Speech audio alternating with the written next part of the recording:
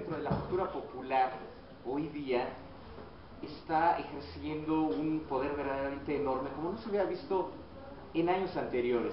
Cómo ha estado invadiendo prácticamente todos estos aspectos de la cultura popular, como es desde el cómic, la televisión, obviamente el cine, la música, incluso les puedo decir que cuestiones como la comida, por ejemplo, en Haití, uno de los países más pobres de toda la América Latina, en donde aparte el esclavismo que se da ahí es completamente diferente al esclavismo que se da en otras partes de América.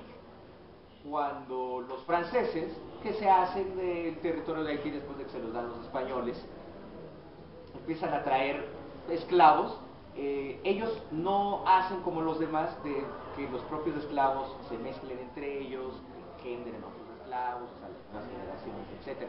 En lugar de que ellos se mezclaran y tuvieran hijos, lo que hacían era traerse más esclavos directos de África. Y muchos de ellos traían diferentes concepciones religiosas que se fueron entremezclando y que dieron origen a lo que hoy día conocemos como el vudú. De hecho, la palabra zombie, dicen por ahí algunos estudiosos, que se deriva de una palabra que se llama munzumbi, que quiere decir, pues prácticamente esclavo, o alguien que está desprovisto de voluntad. Y entonces, esa era la palabra que se les empezó a dar a aquellas personas que estaban bajo los influjos de ciertas hechicerías que preparaban los que estaban al frente de todos estos ritos vudús para someterlos y para que cumplieran ciertas labores, que también tienen mucho que ver con la manera en que ellos estaban viviendo y estaban siendo sometidos. Traía incluso como un doble discurso esta cuestión del zombie. Sin embargo, también se sabe hoy día por un autor que se llama, el nombre es Will Williams, el autor de una novela que se llama La serpiente y el arco iris. Él es un etnobiólogo. Es una narrativa de no ficción. Es prácticamente toda la investigación que él fue a hacer durante muchos años a Haití para desvelar precisamente este mito del zombie, y lo que él descubrió es que uno de los ingredientes que tiene de estos polvos que se les administra a la gente que se convierte en zombie contiene una de las neurotoxinas más poderosas que se ha conocido hoy hasta la fecha, y que proviene de un pececillo. Esa neurotoxina hace que el cuerpo quede completamente rígido, como si estuviese muerto, como en un estado de rigor mortis, pero todavía con la conciencia.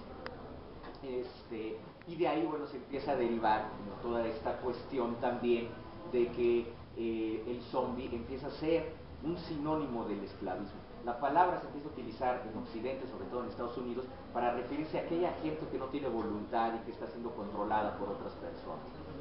Es el único monstruo del cine que no ha tenido ningún pasado literario, a diferencia de los demás monstruos del cine como los vampiros o como Drácula, como Frankenstein, el mismo hombre lobo, etc. Todos ellos tienen orígenes muy marcados dentro de la literatura gótica, o incluso dentro de los mitos mismos de ciertas culturas y ciertas civilizaciones. El zombie es prácticamente un invento del cine, y un invento completamente norteamericano. Sobre todo si tenemos en cuenta que lo que entendemos hoy día por el zombie, o sea, un muerto viviente, que no necesariamente se refiere a lo mismo, lo creó George Romero en 1968, tal como lo conocemos hoy día. Este muerto viviente que regresa de las tumbas para alimentarse de carne humana es un invento completamente atribuido a George Romero, que a su vez él toma una novela bastante célebre del autor Richard Matheson, que se llama Soy de George Romero, es cambiar esa definición, y él dice, bueno, pongo a los muertos. Los muertos, cuando salen de sus tumbas, pues, están hambrientos, entonces quieren comer carne humana. De ahí es que empieza a idear todo eso, y su título original para la película de La Noche de los Muertos Vivientes era The Night of the Flesh Eaters, la noche de los comedores de carne. Interesante por ahí que dice que a mayor cuestión de crisis social es cuando más películas de terror se hacen.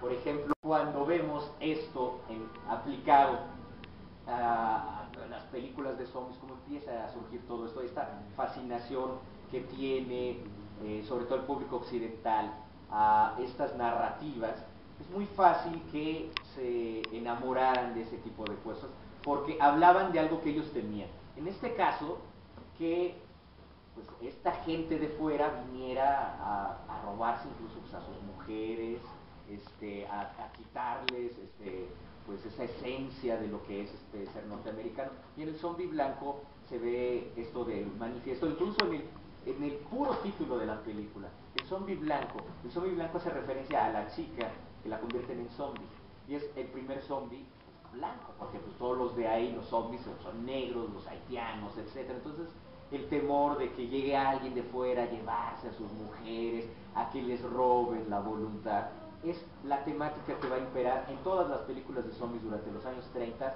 hasta más o menos los años 50, en donde ya el zombie no va a ser creado por la magia, sino que va a ser creado por la ciencia.